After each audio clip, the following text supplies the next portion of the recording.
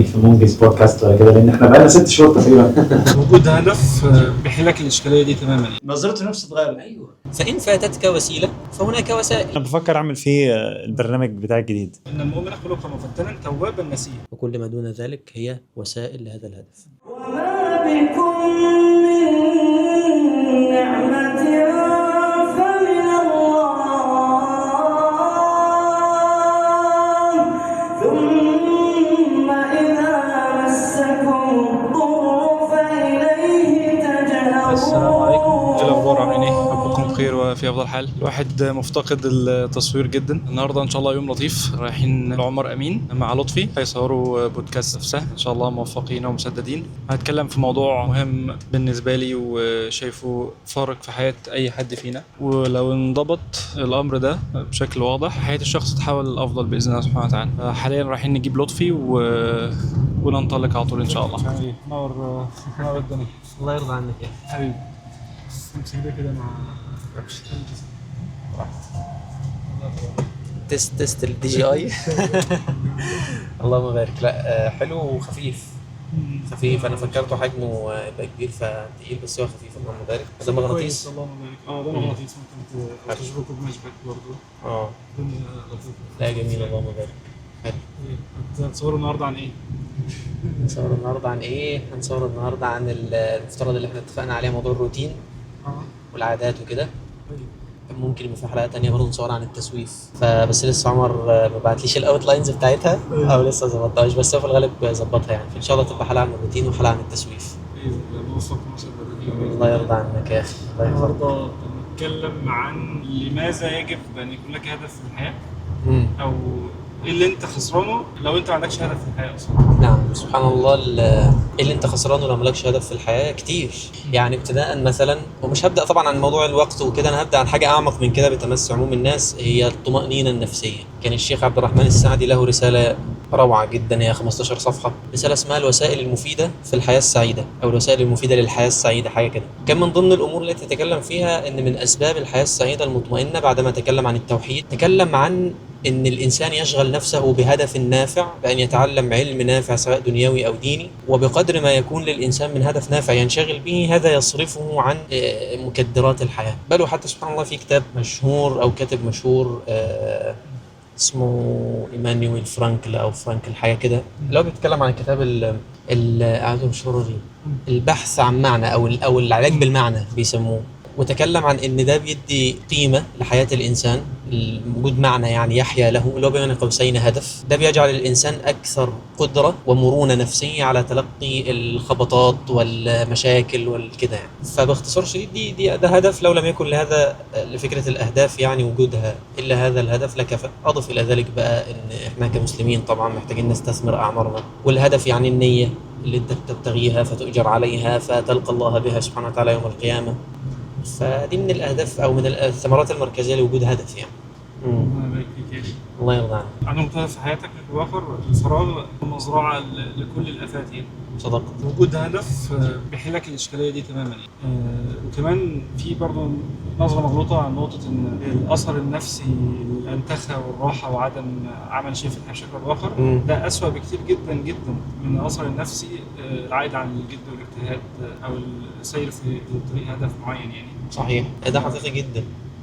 الشيخ محمد خير له جملة جميلة جدا، يقول: ما أوتي أحد أو ما انتكس أحد أو كده إلا وأوتي من فراغه. يعني والفراغ سواء الفراغ الوقتي أو الذهني عموما، إن الإنسان يكون فارغ ما بيملأش وقته بحاجات تكون لها قيمة بالنسبة له. لأن بالمناسبة قد يكون الإنسان منشغل وقتيا بدراسة بشغل وكده، بس مش مستشعر فيها الهدف أو النية اللي هو بين قوسين المعنى. أنا ليه بشتغل؟ أنا ليه بروح الكلية أو ليه بروح الدراسة؟ فدي من الإشكالات اللي ممكن ترث نتيجة ده.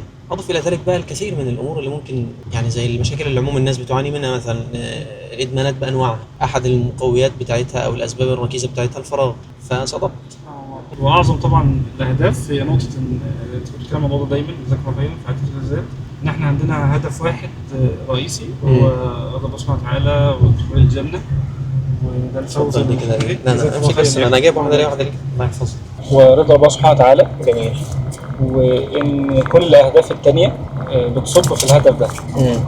كل إن صلاتي ونسكي ومحياي ومماتي لله رب العالمين. ساعات الواحد وسط الزمن ده تحديدا والتسارع في كل شيء وانت بتجري ومش عارف انت بتجري ليه اصلا، قلما تقف مع نفسك وتراجع انا بعمل ده ليه وايه الهدف اللي انا بعمله وانا فين دلوقتي وعايز اوصل لفين.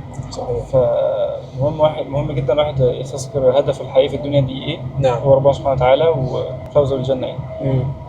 كل بقى اللي جاي بعد كده دي وسائل. ما انا كنت عايزك تسجل الجزء اللي انت قلته ده حلو. ما انا بسجله. طب حلو. كل الحاجات اللي بتعملها دي وسائل للغايه الكبرى دي يعني. صحيح. سواء شغل، تعلم، طلب علم. الواحد يستذكر ده بشكل دائم. نعم. البوصله بتاعته بتنضبط يعني. الواحد الرسول صلى الله عليه وسلم جزء من الحديث ان المؤمن خلق مفتنا توابا نسيا. النسيان ده من الصفات اللي احنا جبلنا عليها وده طبيعي، ولكن الاهم ان انت تقف مع نفسك كل فتره تقيم امورك، انت بتعمل ده ليه وايه الهدف منه وده يوصلك لايه، انت ماشي في الطريق صح ولا انت لا قدر الله يعني انحرفت ومش واخد بالك. بس فده معنى محوري وجوهري في النقطه دي. صح. ده اللي اصلا ده الطريقه الطرح ده اللي هو مثلا دايما احنا عندنا هدف وحيد وهو رضا الله سبحانه وتعالى والفوز بالجنه والنجاه من النار، والباقي دي وسائل للهدف ده. ده اصلا بتزيد في السويه النفسيه اصلا يعني. لان تخيل لو انسان اعتبر ان الكليه سين مثلا كليه هندسه، اعتبرها انها الهدف في ذاتها ولم يفطن لهذا المعنى اللي انت ذكرته او اكدت عليه وفاتته هذه الكليه، هيتضايق وهيحبط. لان من سمات الهدف انه بيكسب الانسان جزء من قيمته، وبالتالي ان فاته هذا الهدف هو بيشعر بشعور الفوت او انه فقد جزء من القيمه او جزء من المعنى اللي هو عايش لاجله. فانا عايش ليه؟ ولذلك لا عجب مثلا لما بتسمع عن حالات انتحار في الثانويه او في ثالثه ثانوي او كده. طبعا نسال الله ان يغفر ويرحم الجميع. احد الاسباب اللي بفسر بيها الموضوع ده بعيدا بجانب طبعا الضغوطات المجتمعيه او كده، مش هتلاقي شاشه برضو اكتر من انها جزء ده موجود، بس في جزء تاني اعمق اللي هو غالبا الشخص لا يستطيع ان يودي بحياته الا في حاله صعبه جدا من فقدان المعنى من الحياه او قيمه الحياه. لان ايذاء النفس او ان انا اقتل نفسي ده شيء صعب جدا.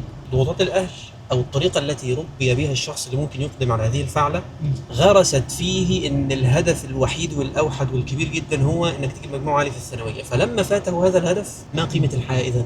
فاهمني؟ بخلاف طبعا حد تاني ممكن كان نفسه في طب او هندسه فاتته فحزن شويه وبعدين استرد نشاطه تاني. ده الطبيعي بتاع الانسان لما يشعر بنوع من الفوات.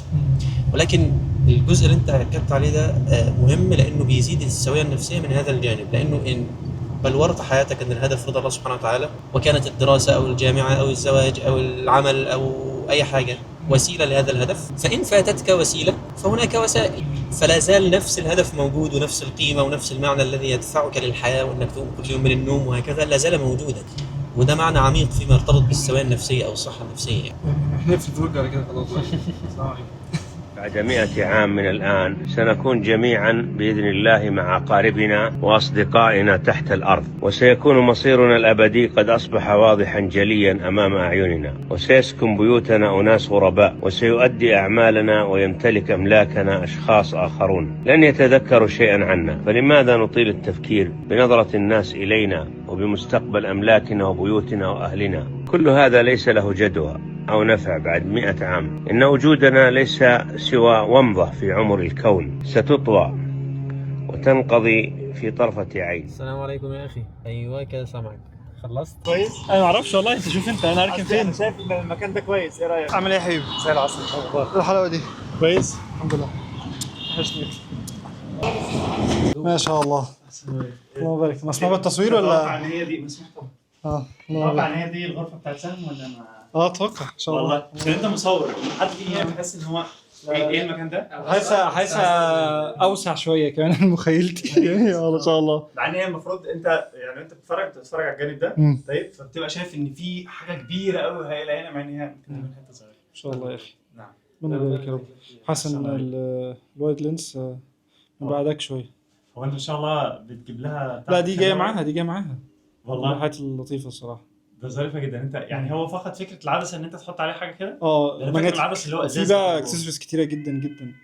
السهوله فعلا. بس هم بيعقدوا الدنيا. شفت توتوريال او فيديو واحد جايب لها كيدج زي ده وجايب لها ماسكه وسكرين. طب ليه يا حبيبي؟ خلاص كنت هات لك فيرجن كاميرا ما شاء الله. صح. الله يبارك يا اخي ما شاء الله. انا معايا برضه الكيدج دي. اللهم بارك. شفتها في الفيديو انت قبل كده؟ تقريبا انت كنت بتصور فلوج وانت رايح تجيبها او حاجه زي كده. يبقى انا شفت كنت بعت العدسه بتاعت ال 50. ازيك يا قطه، ربنا يبارك يا رب. خد بالك انا اي حاجه بشتريها بنزل السوق بتاعها واقرر يعني، وبشتريها باقل من سعرها كتير، واخد بالك ان ازاي؟ شاء الله. يعني الكرسي ده انا شاريه مثلا، كنت انا جايبه من سوق غمره بقى، واخد بالك ازاي؟ تنزل تقعد تنقي، فاهمني؟ بس البياعين هناك بقى ايه فظاع يعني، محتاج تكسر معاه السعر، فاهم؟ تجيب اجل يعني. انا عشان اعرف ان ده سعر حقيقي، لكن تخيل كان في عز الشمس في شهر اغسطس زي ما احنا كده، قلت له ايه، هو قال لي ب 5,500، قلت له 5 بس، واقول له 5 بس يا لطفي من هنا للصبح، مفيش خالص، مش عايز، فاهمني؟ المهم رحت مروح، ولا ينادي عليا ولا يا باشا ولا يا ايوه فاهم. نفسي في البيت بدون كرسي. مفيش كرسي. ترجع له تاني. تاني يوم قلت يا ما نهار، شاء طب مش الله. كنت جبته امبارح؟ بس برضه فرق السعر اللي انا خدته منه كان، لكن تخيل كان عندي كرسي مستعمل ب 18,000 جنيه. ايوه طبعا ما شاء الله. ده ممكن جديد ب 100,000 جنيه مثلا. لا الجديد هتلاقيه ما شاء الله. اللي هو الهيرمن ميلر والحاجات دي. ايوه شاطر، انت شاطر ما شاء الله.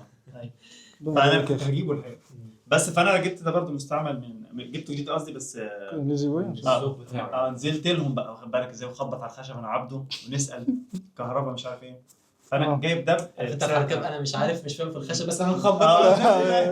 ده احنا طبعاً. فاهمين قوي. انا نجار. الحقيقة احنا في عند عمر، ربنا يبارك فيه يا رب ويرفع قدره.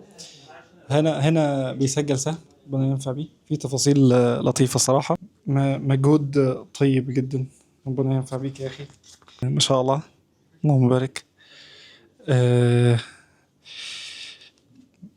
مجهود طيب جدا، ربنا ينفع بيك يا أخي، ربنا يبارك فيك. احسن الله عليك، بس ان شاء الله جايبين احنا الاثنين، ايه؟ جايبين احنا الاثنين. في وايت كمان دي، انا شلت الوايت بتاعها عشان بس متعب يا اخي ان انت كل شويه عمال تك تك تك. انت ممكن بقى تثبتها، وممكن تلغي الفوكس، يعني تلغي ان هو ما يتركش، يعني مثلا الصوت ده جاي كده؟ جاي، هو جاي. بص عندك بسم الله. فوق مستوى كويس. ما شاء الله، يعني انا حتى لو اتكلمت بصوت عالي هو بيوريني ان هنا احمر، صح كده؟ ممكن تحطها هنا يبقى الصوت جيد يا تحس ان هو انت مسموع. لو محدش عارف سهم فاعتقد فايته كتير، او ان شاء الله يكون مهتم، يعني لو اللينكات بتاعتها في الديسكربشن. نسال الله تعالى ان يوفقهم ويسددهم ويتقبل منهم، اللهم امين. دي الحلقه اللي نزلها، كانوا عاملين تجربه، واحد راكب مرسيدس مش بتاعته بيعمل تجربه. الهرمونات اتغيرت، نظرته نفسه اتغيرت. ايوه يا ابني ده مش ده انت دقيقه وتنزل منها يا ابني. هو الانسان سبحان الله حتى يعني لما بيلبس ملبس حلو وهو شايفه حلو على نفسه، ثقته في نفسه بتزيد اصلا. والله كان سيدنا عبد الله، ايوه سيدنا عبد الله بن مسعود لما بقرته صفراء فقال لما يقول ما نظرت من بعدها الى لون اصفر الا وسميت. هنا الجيل المبادر، هنا نبع البشائر، هنا تسمو المشاعر ونباهي ونفاخر. هنا الجيل المبادر، هنا نبع البشائر، هنا تسمو المشاعر ونباهي ونفاخر. معا نسمو بكم نعلو، هنا وهج بكم يزهو. هنا الجيل المبادر، هنا نبع البشائر، هنا تسمو المشاعر ونباهي ونفاخر. معا نسمو بكم نعلو، هنا وهج بكم يزهو. ازيك عامل ايه؟ صوت معانا في سهم؟ مبسوط. انت اخبارك معانا في سهم؟ في حاجات كادرات مش بتبقى موجوده في ده انا بفكر اعمل فيه البرنامج بتاعي الجديد. ما شاء الله في برنامج جديد. قلت هعمل سهم 101. سهم 101 دي زي كراش كورس، لو انت عارف كراش كورس اللي هو قناه كراش كورس. هعمل زيها بقى بالعربي، بدل ما احنا ما عندناش محتوى بالعربي كده. زعلان قوي والله. يعني هم عاملين مثلا ايه مختصر، مثلا انت ما تعرفش حاجه في علم النفس، عاملين 42 حلقه، كل حلقه 10 دقائق، المبادئ الكبرى بيسموها اول 20 ساعه في العلم. طبعا هي اول 20 ساعه تتضمن منها جزء عملي لا شك، لكن انا هغطي لكم الجزء النظري فقط يعني. ففي بقى ايه مختصر التاريخ، مختصر الولايات المتحده، مختصر تاريخ مش عارف الحرب العالميه، بيتكلم بقى بيولوجي، جيولوجي، مش عارف جيوغرافي، كل بقى الحاجات دي. فهعملها ان شاء الله باذن الله في هذه الزاويه، او هجيب اوضه ثانيه بقى يعني، عشان اختار اوضه ثانيه واعمل. احسن الله عليك يا اخي. بسم الله الرحمن الرحيم، الحمد لله رب العالمين. اخي لطفي الطوخي، اهلا ومرحبا بك. اهلا وسهلا. انا خد بالك ما قلتش خالص اهلا بيك في مونجز بودكاست ولا كده، لان احنا بقالنا 6 شهور تقريبا ما صورناش. نعم صحيح. هذا دليل على الانجاز. من الفراغات العجيبه يعني الله المستعان. وانت الحلقه بتاعت النوم كنت جاي مش نايم. وبودكاست منجز ما بننجز ما بننجزش غلط. نعم احنا ان شاء الله باذن الله نحاول ان احنا نستمر يعني في هذه السلسله.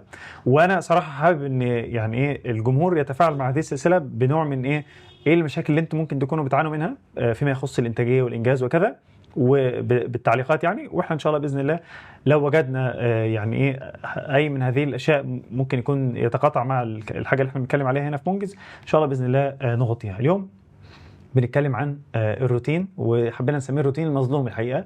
الفيدباك بتاع الحلقتين يعني مش بقولش كده ما بنقولش كده ولا بنسرب عادي؟ الحمد لله يعني ربنا ينفع بيهم. وسبحان الله عمر محاور جيد اللهم بارك، بيعرف يطلع مني شوية حاجات. بحس ان انا كلطفي يعني لما بكون في لقاء حواري ممكن تاخد مني بعض الحاجات الحلوة بس بسيطة، مش بشغل المحاضرات بتاعي يعني. وبحس ان كل حاجة مطلوبة يعني. المحاضرات التأصيلية بتاعتي او اللي انا ببقى فيها لوحدي بقدر اطلع حاجة مور ستراكشرد او بنية كده فاهمني. لكن لما بكون في مثلا لقاء مع بودكاست او كده في حوار اخذ ورد وكده بيطلع بعض الحاجات الاخرى اللي ممكن ما اعرفش اطلعها لوحدي. ولعل ده سبحان الله من بركة الاخ مع اخيه بيجتمعوا. لا بحس انها من بركة اجتماع الاخوة على شيء يعني. ممكن مثلا انا اتكلمت في التسويف قبل كده، بس انا وانت لما اتكلمنا فيها دلوقتي اظن ممكن تكون في بعض الحاجات الثقيلة ما طلعتش، ولو هي تجد انها مباركه ببركه العمل الجماعي او ان احنا يد الله مع الجماعه. انا بقول دايما فكره البركه دي هي الحضره. فعلا فسبحان الله يعني. فهذا هو انطباعي يعني. انت كان ايه انطباعك يا عمر؟ انطباعي ان ما شاء الله لطفي بقى بيذاكر اكتر وبقى بيجود مادته. وايضا انا ولطفي مش لسنا كما نبدو على الكاميرا، احنا مختلفين جدا في المسارات وفي الحياه يعني. حتى في الطباع نفسها هو هادئ جدا، انا العكس تماما من ذلك. فبجد ان احنا لابد ان تجمعنا مساحه، فالمساحه دي المساحه اللي بتجمعنا غالبا هي ان احنا الاثنين بنذاكر فبنلتقي.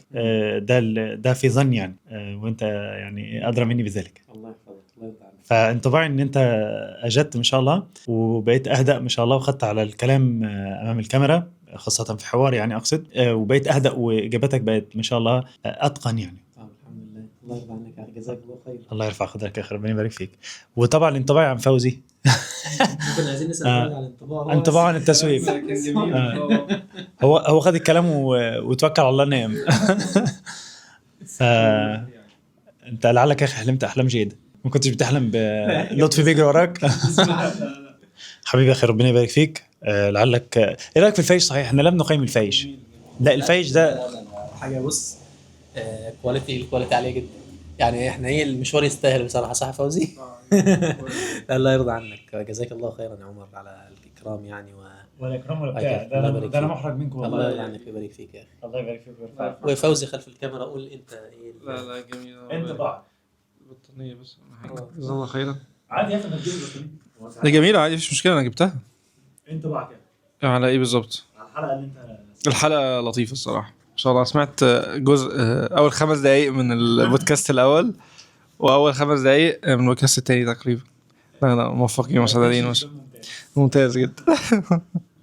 لا لطفي كده بيتفرج على ريل فاهمني. اللي انت فاهم اللي انت عملته ده ريل يعني ما ينفعش. اللهم بارك يا لطيف الصراحه اللهم بارك جزاكم الله خير يا اخي. اللي انتوا ماذا خسر العالم الشخص اللي ما عندوش هدف في حياته هنا؟ الشخص اللي نوصل في نقطة ان هو لازم يكون لك هدف تحيا عشانه. صحيح. وانت لو مش عندكش هدف في حياة سلبية كتيرة جدا جدا انت عايشها. صحيح. والله انا ما بحبش اجاوب الاجابه المثاليه، وانما اقول ان الانسان المفروض يكون عنده هم. واخد بالك ازاي؟ انا بشوف الهم يعني ايه هو اللي بيولد الهدف ده بصوره او باخرى يعني. وبشوف ان يعني ايه اهم حاجه ممكن الانسان يعيش عنها هو الاسلام بشكل كبير. هو بقى بيشكل لك ايه بيشكل لك الطريق اللي انت هتمشي فيه. على فكره ممكن يكون طريقك في الاسلام ان انت ايه ان انت هتتكسب وتعمل بيزنس وتبقى احسن واحد في الدنيا، وعادي الموضوع بسيط. احيانا ما بنقول للناس مثلا ايه ان هو يعني لو اتخذ الاسلام هدفا له او هم له يحيا من اجله وكذا، تحس ان هو هيفرط في الدنيا. لذلك انا سبحان الله في حديث النبي صلى الله عليه وسلم، هو حديث غريب قوي اللي انا اقوله ده، ممكن ما يستشهدش منه بده، بس انا يعني ايه انا بلمس في ده. النبي صلى الله عليه وسلم كان جعان صلى الله عليه وسلم، فاخرجه الجوع ماشي، فلا سيدنا ابو بكر في السكه، وبعدين ايه سيدنا عمر قال له الا اخرجني الذي اخرجكم، جعان زيكم، واخدين بعضهم وراحوا رايحين ايه عند سيدنا ابو الهيثم بن التيهان. فالراجل ده عنده ايه، عنده مزرعه فيها يعني فيها ثمار وكذا وكلام من ده. فالمهم طبعا هو في لطيفه يعني في الاول ان هو خبط النبي صلى الله عليه وسلم مره ما ردوش، مره الثانيه ما ردوش، المره الثالثه ردوا. وسبحان الله العظيم بتشوف بقى ايه فهم الصحابه دول اصلهم ايه عايشين مع النبي، بتشوف بيعملوا حاجات غريبه والله. شوف الراجل كان قاعد باصص للنبي، بيزعلني جدا الحديث ده، يقول له انا بملي عيني منك في الدنيا، لان انا خاف لو دخلت الجنه ابقى في منزله تحت ما اشوفكش. شوف هو مستحضر ايه. فالمهم المره الثالثه لما خبط صلى الله عليه وسلم فتحوا له، فهي يا جدعان طب ما قالت له انا سامعاك من الاول لكن انا عارفه ان انت هتنادي ثلاثه، فاحببت ان استزيد من سلام رسول الله صلى الله عليه وسلم. شوف الكلام. سيدنا ابو الهيثم بن التيهان جه وراح ايه حازز لهم بتاعه صباط البلح كده ولا مش عارف يسموها ايه، وراح مديها له. فالنبي قال له يعني ايه ده مجموعه صغيره يعني هتجيب لهم كل دي حاجه شبه كده. شوف جعانين بقى لهم 3 ايام ما كلوش، خلاص مفيش حاجه تاني. كل كده النبي صلى الله عليه وسلم بلحتين 3، بعدين ايه بيبص عليه له بيبكي صلى الله عليه وسلم، في ايه؟ فقال والله لهذا هو النعيم الذي ستسألون عنه. ثم تلا قول الله تعالى ثم لا تسألون يومئذ عن النعيم. انا بحكي الموقف ده ليه؟ بحكي الموقف ده لان انا دايما بتخيل موقف سيدنا ابو الهيثم ده، انت اكلت بلحتين بتعيط وتقول ثم لا تسألون يومئذ عن النعيم. طب ده انا صاحب البتاع دي كلها هتعمل ايه؟ فالنبي شوف بقى الراجل الصحابي فاطن قال له ايه؟ قال يا رسول الله يعني ايه؟ قال له نفس الموقف اللي انا حكيته لك كده، هو شر هو يعني شر المزرعه دي تتخلص منها. شوف النبي صلى الله عليه وسلم ذلك ده يعلم كانه نبي صلى الله عليه وسلم ان هو ايه في حالاته المختلفه بيجيب الاجابه المنضبطه. فاهمني؟ الراجل اللي مسك النبي صلى الله عليه وسلم من يعني كان لابس زي كوفيه كده فشده منها فعلمت في جسمه، خلاص الموقف ده فاهمها، اللي هيلف ده يديله بقلم مفيش حل تاني. فلف صلى الله عليه وسلم يقول فتبسم. يعني تبسم يعني انت بتتصور ان هو ايه في كل المواقف يتصرف صح صلى الله عليه وسلم. الشاهد ان قال له ايه؟ قال نعمل مال الصالح للعبد الصالح. شوف الكلام، كلام متزن ومنضبط تماما. فهو الفكره فين؟ ان بقول ان ده ممكن يكون مدخلك، ممكن انت تكون الشخص اللي حياتك فيها شيء من يعني المال يفسدك، المال كثير يفسدك مثلا. طيب وممكن انت تكون ان لا والله لا اصلح للفقر ولا الفقر يصلح لي. سيدنا سعد كان يدعو بهذا. فهو على مثل هذا يكون ذاك. فالشاهد ان لابد الانسان ان يكون عنده هم دي الحاجه اللي انا بقولها دايما. وهو بقى هيدفعك، ممكن انت الهم ده يدفعك انت تكون غني، ممكن يدفعك انت تحقق مخطوطات مثلا، ممكن يدفعك انت تقرا عشان تجيب على اسئله معينه، ممكن يدفعك انت تبقى زوج صالح فقط بس. فاهمني؟ ممكن يدفعك دايما. الشيخ احمد له عباره جميله جدا كان هو قالها لنا في البتاع الاخير، كان بيقول ايه؟ بيقول الناس كانت بتقول ايه انا عاوزك سوبرمان وكذا، والتاني بيقول له لا انا عاوزك انسان عادي. انا بقول لك كن عبد، لا سوبرمان ولا انسان عادي، انا اكون عبد. لو احيانا كونك عبد ده هيخلي يعني هتطلب ان انت تعمل حاجات استثنائيه جدا للغايه. والصحابه ليسوا عنا ببعيد، احنا قرانا عنهم ده الناس بتعمل حاجات يعني فريده جدا. بس يا اخي عشان ما اطولكش الفلوج، خلي عندكم هم في الحياه وخليكم حلوين. والنهارده جمعه فصلوا على النبي صلى الله عليه وسلم. ده زي بودكاست ده مش بودكاست بقى فاهم. ما انا لسه بقى ده فيديو لوحده، ابعتوا لي بقى انزله عندي. احسن الله عليك. الانسان ازاي يحقق الاهداف بتاعته يعني بشكل واقعي او كده صح. اولا وده سبحان الله مفهوم مركزي بحب دايما اكد عليه عند الحديث عموما وعند الحديث عن الاهداف خصوصا. موضوع ايه؟ الغاية الكبرى سبحان الله هي رضا الله سبحانه وتعالى والفوز بالجنة والنجاة من النار، وكل ما دون ذلك هي وسائل لهذا الهدف. ثم بعد كده ببدأ عندي أقسام الحياة، في ناس بتسميها عجلة الحياة، في ناس بتسميها أيا كان. أنت اقعد قسم الحياة بتاعتك لأقسام أو أجزاء. مثلا ماذا على صعيد الصحة؟ يعني أنا على سبيل المثال شخصيا الصحة والتزكية مثلا. ليه؟ لأن إحنا كمسلمين لازم ندخل المساحة دي. عندك مثلا البناء الشرعي أو علاقتك مع الله سبحانه وتعالى، عندك البناء التخصصي أو المهاري اللي هو دراستك وتخصصك، أو العمل والكسب مثلا الفلوس، الحاجة اللي أنت هتكسب منها فلوس وهكذا. والقسم بتاع ممكن نقول إيه الزواج والتربية أو العائلة والأهل، اللي هو بيشمل بقى علاقتك بالوالدين، علاقتك بزوجتك أو الاستعداد ليها إلى آخره. ثم تمسك كل قسم من الأقسام دي تسأل فيها 3 أسئلة: ماذا ولماذا وكيف. ماذا يعني إيه المقصود مثلا من تعلم العلم الشرعي، أو ما المقصود بتعلم العلم الشرعي، يعني إيه الحاجة اللي لما توصل لها تقول على نفسك إن أنا الحمد لله أتممت هذا الباب. ثم لماذا تريد أن تتعلم هذا العلم الشرعي بهذه الطريقة اللي هو النيات أو البواعث بتاعتك. ثم كيف كيف هتعلم والله كذا من كتاب كذا، المهم ان ايه قعدوا ثم استصحب هذه الأسئلة الثلاثة لباقي الأقسام الحياتية بتاعتي. نتيجة الإجابة عن هذه الأسئلة بتبدأ تتبين لك الخطوات العملية. يعني مثلا ناخد مثال مثلا حد بيدرس علم شرع، أو ممكن نقول مثال حد واحدة ربة بيت مثلا، فهي عايزة تهتم بملف الزواج والتربية، فهي عاوزة الزواج والله فيه عندي حسن التبعل، بند الأنوثة، بند مثلا أفهم نفسي كأنثى واحتياجاتي، أفهم فقه الزواج مثلا والحلال والحرام وهكذا. عندي حتة التربية، والله أنا على مشارف إن أنا ربنا يكرمني بابن أو بنت، فهبدأ إن أنا محتاج أتعلم أساسيات التربية أو أساسيات علم النفس التربوي. فتبدأ الحاجات العامة دي كده، إما إنها يكون عندها مخزون معرفي تبدأ تقول أنا هعمل ده إزاي، وإما إنها مش هيكون عندها مخزون معرفي فتبدأ تبحث أنا هعمل ده إزاي. يعني مثلا كتب في أسس التربية، محاضرات في أسس التربية، وتقعد تبحث كده لحد ما توصل للحاجة دي. نفس الفكرة بقى في كل الأمور الأخرى أو في الأقسام الأخرى. ثم بعد كده يحتاج الإنسان إن هو يأخذ بعض المهام اليسيرة البسيطة اللي تتناسب مع الوقت المتاح ليه والجهد المتاح معاه يوميا، ويبدأ يشتغل. وليكن الساعة دي أنا هقرأ الكتاب الفلاني، النصف ساعة دي أنا هجلس مع زوجتي، الساعة دي أنا هطور من نفسي في المهارة الفلانية، وهكذا. ده بشكل مجمل يعني، أو أهم الركائز. الله يحفظك يا أخي، يبارك فيك، الله يرضى عنك. عودا حميدا. جزاكم الله خير يا اخي حبيبي. حياكم الله يا كرام، شرفتونا ونورتونا وانستونا. وما لا تطيلوا الغيبة. سبحانك اللهم ربنا بحمدك، نشهد ان لا اله الا انت، نستغفرك ونتوب اليك، والسلام عليكم ورحمة الله وبركاته. وسيأتي بعدنا عشرات الأجيال، كل جيل يودع الدنيا على عجل ويسلم الراية للجيل التالي قبل أن يحقق ربع أحلامه. فلنعرف إذن حجمنا الحقيقي في هذه الدنيا وزمننا الحقيقي في هذا الكون، فهو أصغر مما نتصور. هناك بعد 100 عام وسط الظلام والسكون سندرك كم كانت الدنيا تافهة، كم كانت أحلامنا بالاستزادة منها سخيفة، وسنتمنى لو أمضينا أعمارنا كلها في عزائم الأمور وجمع الحسنات وخاصة الصدقات الجارية. وسيطلق بعضنا صرخات استغاثة لا طائل منها، كما قال تعالى رب ارجعون لعلي أعمل صالحا فيما تركت، كلا إنها كلمة هو قائلها ومن ورائهم برزخ إلى يوم يبعثون. وسيقول آخر ربي لولا أخرتني إلى أجل قريب فأصدق وأكن من الصالحين. وسيقول آخر يا ليتني قدمت لحياتي